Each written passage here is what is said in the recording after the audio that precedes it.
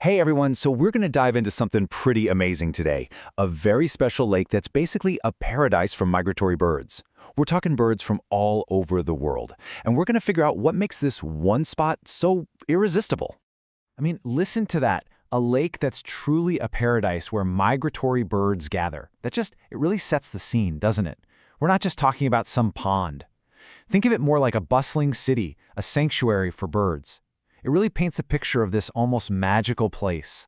So that naturally leads us to the big question, right? Why this lake? What's the secret sauce? What is it about this one spot that makes thousands and thousands of birds come back year after year? Well, let's find out. Okay, so it turns out the answer isn't just one thing.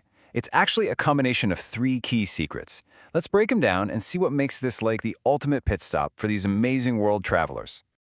All right, secret number one, it's all about the food.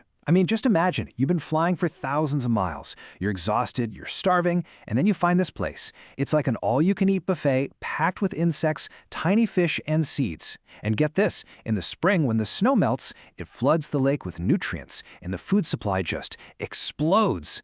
It's the perfect gas station for these birds to refuel and get their energy back. Okay, secret number two is classic real estate. Location, location, location. This lake isn't just sitting there randomly. It's smack dab in the middle of a major migratory route. Think of it like a giant highway in the sky for birds, a flyway.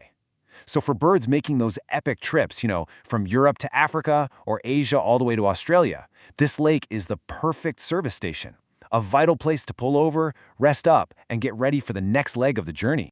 But having tons of food and the perfect location, well, that doesn't mean much if it isn't safe, right? And that's secret number three. This place is a genuine safe haven. It's got all these reeds and bushes around it, which is perfect for hiding from predators. Plus, there's not a lot of human interference, so the birds can actually relax, rest, and even find safe spots to build nests and raise their chicks. So, we've got the why: food, location, and safety. Now let's meet the who. Who are these amazing birds that make this place their home, or at least a temporary one?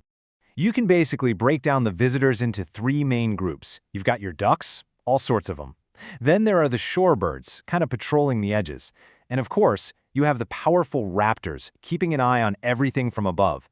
Each group has its own job to do, its own role to play in this incredible ecosystem. So let's talk about the ducks first, because they're everywhere. You'll see a ton of different kinds: mallards, pintails, tufted ducks, golden eyes, you name it. And it's cool, they all have their own way of eating. Some just dabble on the surface, while others dive way down. With all their colors, they make the whole lake look like this living, shimmering mosaic. It's beautiful. And then you've got the shorebirds. If you look right at the edge of the lake, in the mudflats, you'll see these super elegant birds like sandpipers and plovers. They have these really long, specialized beaks that they use to poke around in the mud, hunting for tiny creatures hiding just under the surface. They're like these delicate little jewels running along the shoreline. And watching over this whole scene, the raptors. We're talking birds of prey, like the eastern marsh harrier, just patrolling the skies. They're the apex predators here, the top of the food chain, and they really help keep everything in balance. Honestly, seeing them just adds this feeling of true wildness to the whole place. But here's the thing, this paradise is never the same. It's constantly changing, like a living stage that puts on a different show every season. So let's take a quick look at a year in the life of this lake. Yeah, this place has a really incredible rhythm to it. Spring is like a busy airport. You've got birds leaving to go north and new ones arriving to breed. Summer is much quieter, kind of like a nursery, with all the parents busy raising their chicks. Then in autumn, things get busy again as birds start heading south for the winter. And winter itself, it becomes this vital, quiet refuge for all the birds that decide to stick around. Someone described it as a living museum, and I just think that's perfect. It really does feel like this constantly changing exhibit.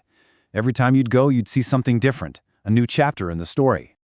Okay, but this incredible place, this delicate paradise, it isn't guaranteed. It's fragile, and its future, well, that really depends on us. The thing is, this paradise is facing some really serious threats. You've got things like climate change and habitat loss from human development, and they're putting a ton of pressure on this fragile system. If we want this living museum to survive, and for the birds who count on it, we need to be aware of this, and we need to do something about it. And the good news is we can all help. It doesn't have to be complicated. Simple things, right? Like Don't introduce any invasive species that don't belong there. Don't leave any trash behind. Pack it in, pack it out. And you can support the groups and efforts that are working hard to create and protect these safe places for birds and other wildlife. When you really think about it, a place like this is so much more than just a lake for birds.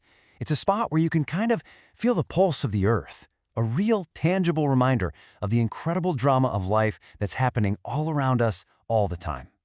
So I guess the question it leaves us with is, what are we going to do to make sure this pulse keeps beating for a long, long time?